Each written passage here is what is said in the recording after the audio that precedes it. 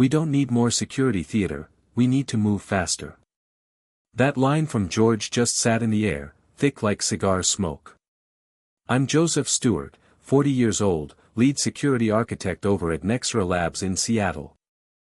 I've been here 9 years, keeping the digital walls strong for more than 350 clients in the financial sector. In that time, I've seen 4 CTOs cycle through. George Bailey was number 5, and he'd been around for all of 2 weeks before he decided I was the issue. These protocols are ancient, he said, flipping through my latest security report like it was yesterday's news. We're lagging behind in deployment speed. The competition is outpacing us. I kept my tone calm. Those same competitors have also had breaches. Everyone gets breached, he said with a wave of his hand. What matters is how fast you bounce back. The 6 other department leads around the table nodded like bobbleheads. Nobody wanted to rock the boat, not with the new guy in charge. Well, nobody except me. Our clients stick with us because we haven't had a breach, I said. Financial services play by a different set of rules than the other places you've worked. George gave me a smile that didn't touch his eyes. BlackRock, Citigroup, JP Morgan, I know a thing or two about financial data security, Joseph. What he didn't get was that our system wasn't off the shelf. I'd built it from scratch after the board shot down funding for commercial solutions. Everything was custom, firewall rules, ID patterns, access control mechanisms. It worked, but it wasn't exactly plug and play, and the documentation was thin because I'd never been given the time to write it up properly. I'd like to show you why we don't have time for that, he cut in, snapping his laptop shut. Everyone's already stretched thin getting the new client portal online. We'll circle back on security later. Meeting over. In the hallway, Amanda from Product Dev stopped me. You all right? That was brutal. I'm good, I said. I wasn't. George is just trying to leave his mark, she offered. He'll settle in. 3 days later, my access to the security log server got quietly pulled. When I called the help desk, they said it was part of a new directive from the CTO's office.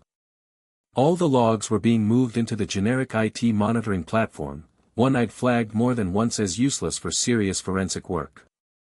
That night, I copied all my personal documentation and notes onto my own drive. Nothing company-related, just my own methods, system design, that sort of thing. I had a feeling I'd need it soon.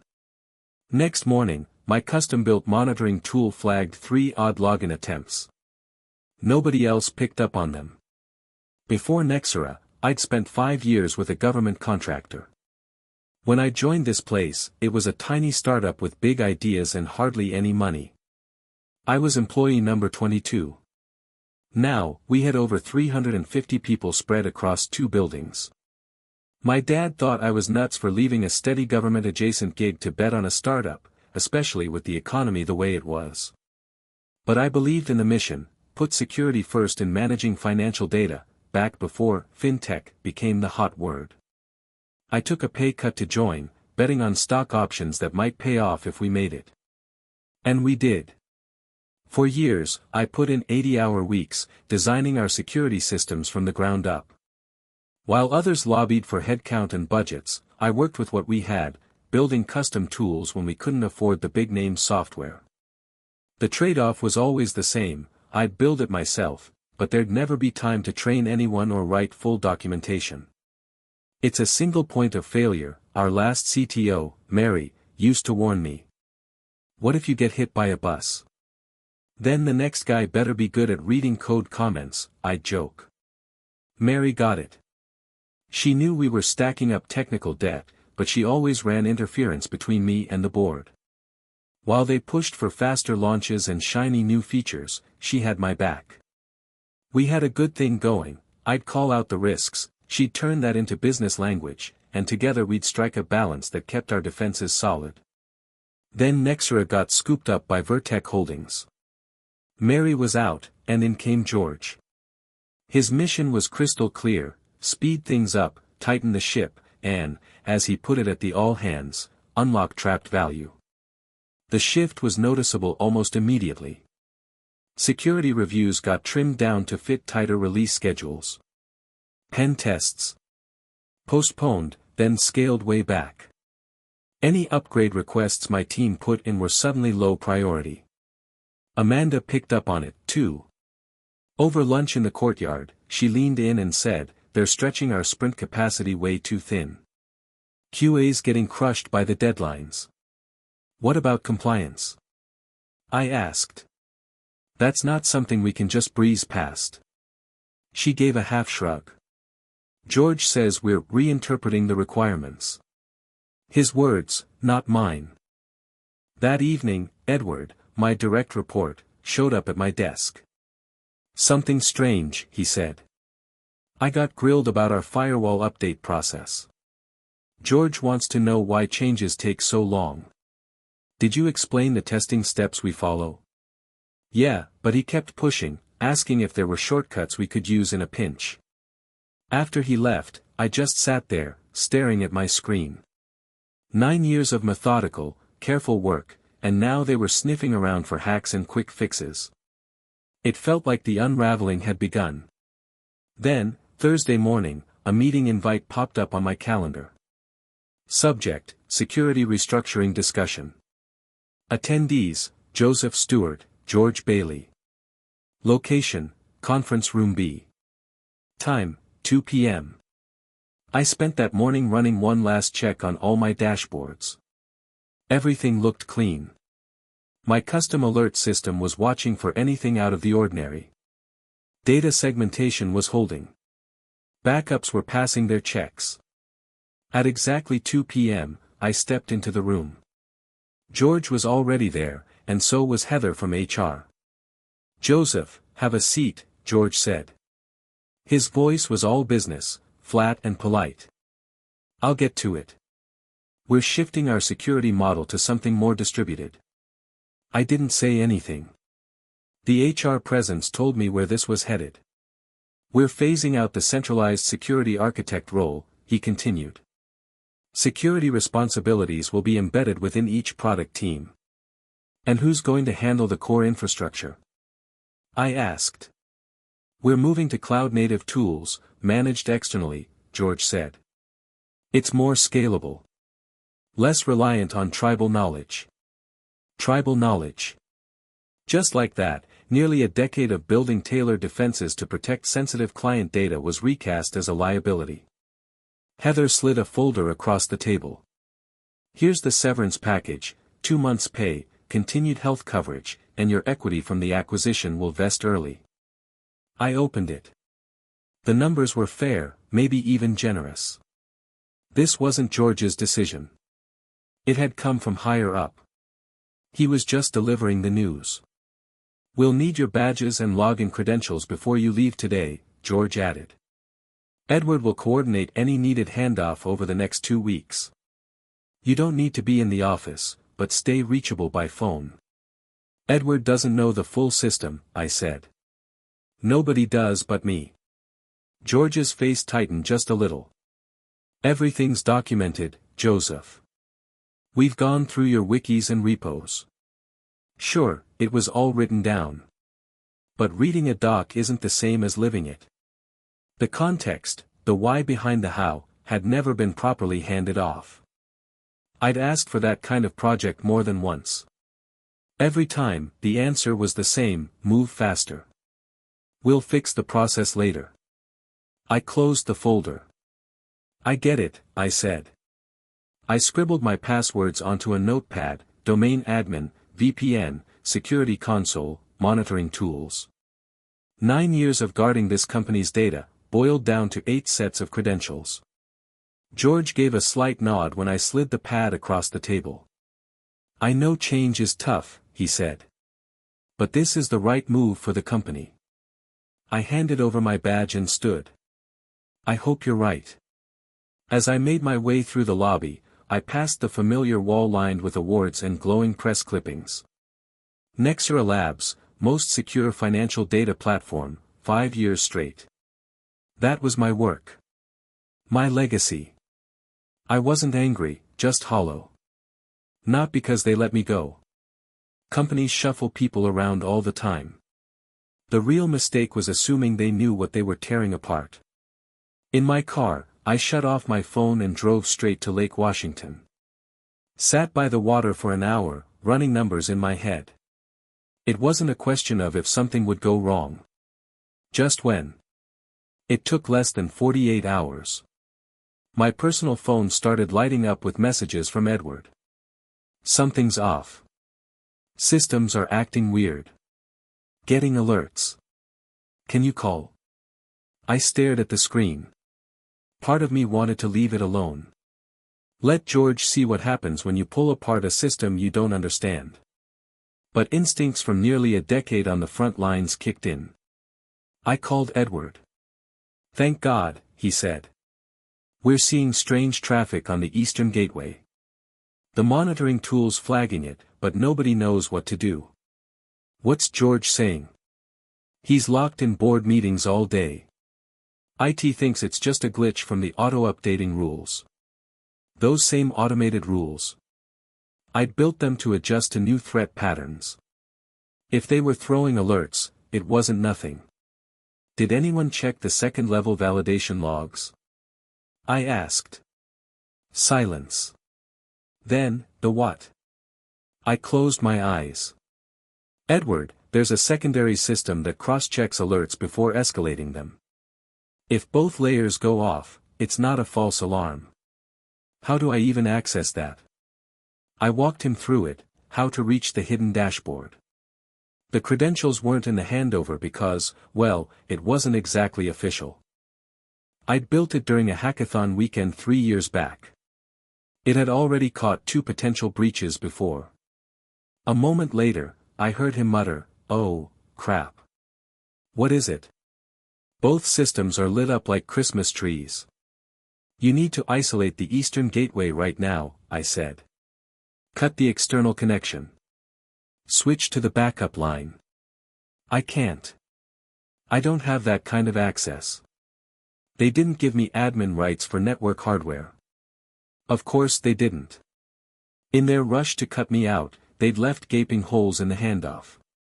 You need to get someone, George or senior IT, I told him. I'll try.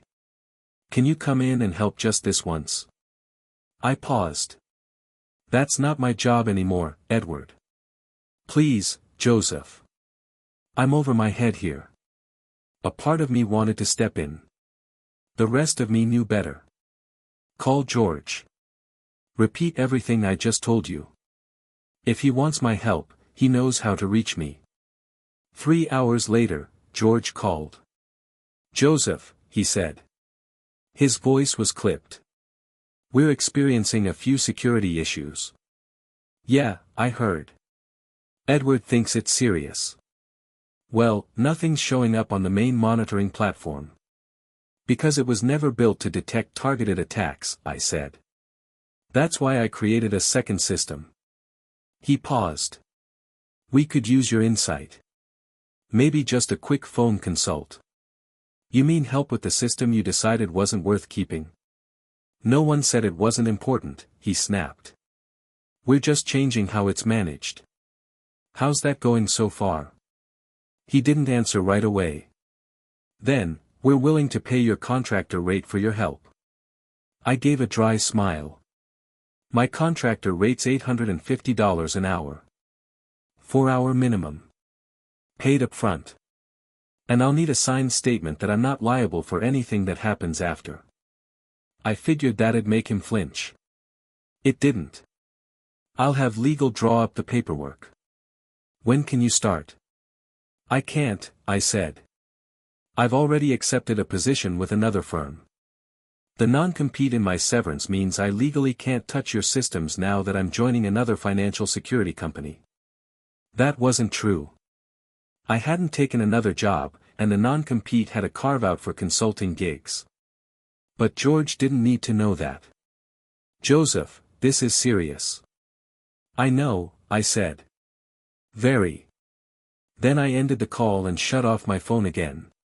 Whatever fire was burning at Nexera now, it wasn't mine to put out. They made their decision. The next morning, I did what I always did, scanned a few tech news sites with my coffee. Nothing at first. But by noon, it hit. A headline on a cybersecurity blog. Financial data firm Nexera Labs investigating possible security breach. I glanced at my phone, 7 missed calls. 3 from George, 2 from Edward, 1 from Amanda, and 1 number I didn't recognize. I played the voicemails. George, Joseph, we need to talk. The situation's escalating. Call me immediately. Edward, it's bad. Real bad. Somebody's in the system, and we can't block them out. Please call. The last message was from Frank Sanders, Nexera's CEO. Joseph, this is Frank. Look, I don't know what's going on between you and George, but we need your help. Client data's at serious risk. Please, call me. I sat at the kitchen table, coffee untouched and cold. 9 years I'd spent designing that system, and less than 72 hours after I walked out, it had come apart. Not because it was weak. Because nobody knew how to run it. I called Frank. He picked up right away. Joseph, thank God. We've got a serious problem. I've heard. Tell me what's happening.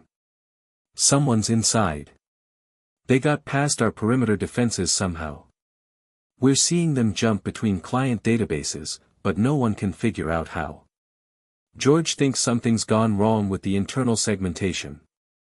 The internal segmentation. That was the heart of it, my custom-built isolation system. It was designed to block lateral movement. Any strange behavior, and it would lock things down on its own. Has the auto-lock engaged? I asked. There was silence. What now? I closed my eyes. Frank, there's an automatic quarantine mechanism tied into the segmentation logic. It should isolate each database the moment unauthorized movement is detected. I haven't heard anything about a quarantine system, he said. Hang on. I listened to the sound of muffled voices in the background. Then he came back. George says there's nothing about that in the documentation. Of course there wasn't. The board never let me write it all down properly. Every time I asked, they gave me just enough budget to build things fast and rough, called them emergency fixes and promised we'd go back later to do it right. Later never happened. It's real, I said. I built it after the Thread Bank incident 3 years ago. More background noise. Then George himself came on the line. Joseph, he said, sounding more rattled than I'd ever heard him. Where exactly is this quarantine system? It's not in the infrastructure diagrams. Because it was added as a hotfix during an emergency. It was supposed to be temporary, but we never revisited it. Look at the minutes from the emergency board meeting in August 3 years ago. You'll find the approval there. There was another pause on the line. We're checking now, yeah, found it. Approved emergency security measures as proposed by Stewart, George read off. But no technical details. Of course not, I said. The board didn't want the details back then. They just wanted it fixed. I could practically hear the frustration dripping through George's silence. Can you just tell us how to activate it? He asked. It's supposed to trigger on its own. If it didn't, then something's been altered in the configuration. Nothing's been changed, he snapped. I paused. Look at the scheduled tasks on the security management server. There's a verification job, it runs every 6 hours to make sure the quarantine system is ready. A few long moments passed.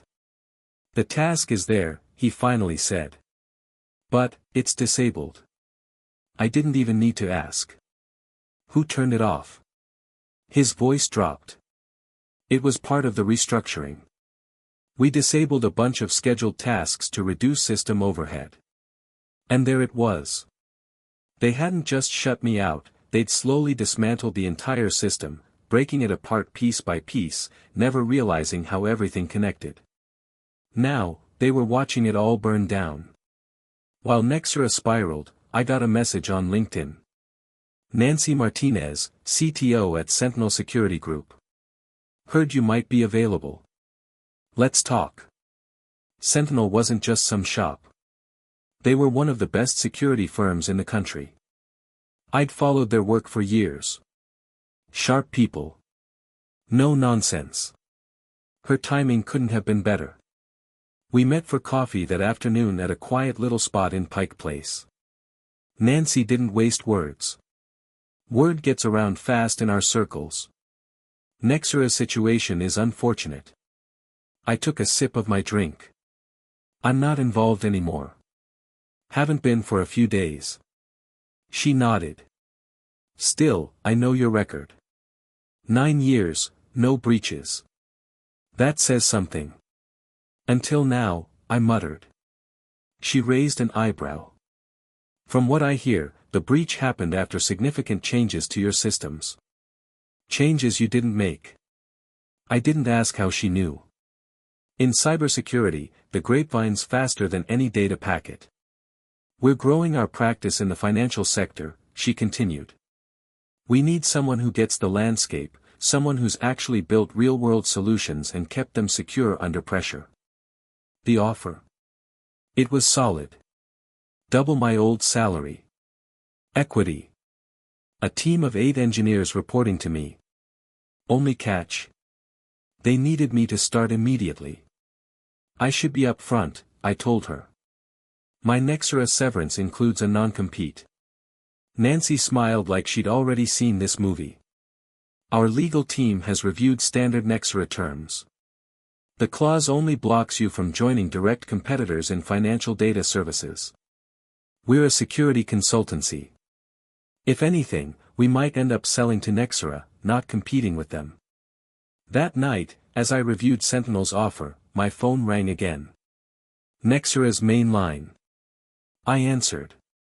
Hello. Joseph, it's Amanda. Have you seen the news? I hadn't. I opened my laptop and pulled up the tech headlines. There it was. Everywhere. Nexera Labs confirms major data breach. Client information exposed in widespread security failure. Nexera stock drops 32% after breach announcement. How bad is it? I asked. Bad, Amanda said. They got into at least 40 client databases before we managed to shut down external access. The system's a mess.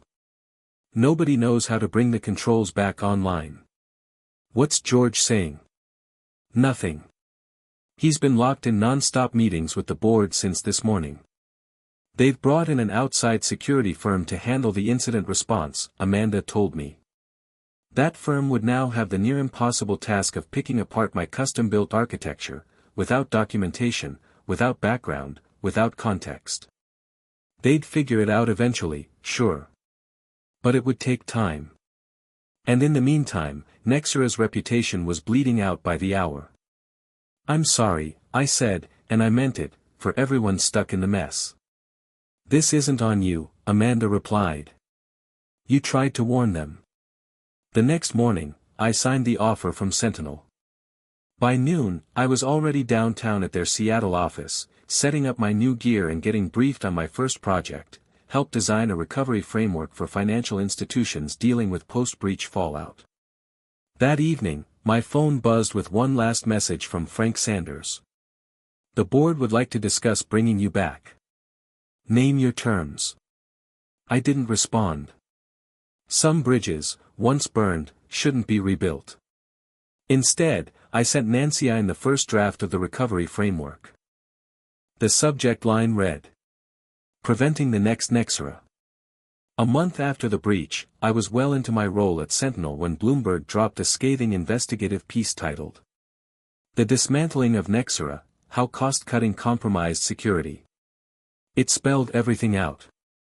Nexera's new leadership had gutted core security protocols in favor of faster product rollouts. Internal emails revealed George had personally disabled several critical defenses, even after being warned by IT staff. Edward, quoted anonymously, described how my architecture had been taken apart by people who didn't understand what they were undoing. But the most damning piece? Board meeting notes from 3 years earlier. I had requested a budget, 6 quarters in a row, to document the security system and transfer knowledge properly. Each time, the board labeled it non-essential administrative overhead. That same day, 3 of Nexera's biggest clients publicly cut ties, citing irreconcilable concerns about data protection and governance failures. I didn't need to track their stock to know the company was sinking. LinkedIn told the story just fine.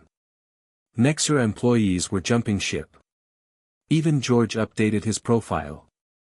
Strategic Technology Advisor. No company listed. His run at Nexera had lasted less than 3 months. At Sentinel, we started getting calls, from former Nexera clients, now looking for a firm that actually understood security. During one call, a CIO asked, "Were you involved in Nexera's system?" "Yes," I said simply. "We thought so," he replied. "That's why you're our first call." I didn't feel any joy watching Nexera fall apart. I had helped build that place. And now, hundreds of people were paying the price. But I did feel a quiet kind of vindication. Security isn't some luxury line item. It's the bedrock. You can't just cut it to save a few bucks and expect the house to stand. 6 months in, Sentinel's financial sector practice had exploded. Many of our clients had once been with Nexera. A few of my old teammates had joined us too. Edward was now my senior engineer. Amanda was leading our client communications. As for Nexera, it got sold off, cheap. A bargain bin acquisition for its client list and leftover tech. The name was retired. The breach became case study material for MBA programs. I saw Frank Sanders again at a security conference in Vancouver. After the sessions, we ended up at the hotel bar. "No hard feelings?" he asked, lifting his glass. "None," I replied honestly. "Decisions have consequences. Some just hit harder than others." He nodded. For what it's worth, I pushed back on those changes. "Got overruled." "Sounds like a board," I said. He glanced over. "Your new place seems to be thriving." "We are." Frank drained the rest of his drink and smirked. "You know the kicker. We're paying Sentinel 3 times your old salary, for security consulting." I gave a half smile. Security always gets paid for either at the start, or after the fire. After's more expensive. As he left, he turned back one more time. George landed at Verdun. Same strategy, move fast, cut overhead. "Good luck to them," I said. Back in Seattle, I walked into the office Monday morning. Nancyine was already waiting. Verifin had an incident over the weekend. Their CISO's asking for emergency help. "You want to lead this one?" she asked. I shook my head. "Send the junior team. They could use the experience." That afternoon, I finished drafting our new onboarding documentation. Clear, thorough, airtight. The header on one key section read, "Understanding the full security architecture, the foundation of trust." My dad had been right about one thing: job security isn't about where you work.